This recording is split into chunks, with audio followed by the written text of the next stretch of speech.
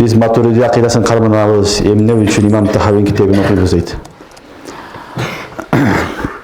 Bizim mazhab balдар Hanafi mazhabı Maturidi akidasını okutabız. Biroq İmam Tahavi dagı oşol İmam Maturidi'nin kitabını yazgan. Oşonun akidaсын жазган. Түшүнүңөрбү? İmam Tahavi жазса İmam Tahavi mazhabı же көз караш башка болуп калбайт.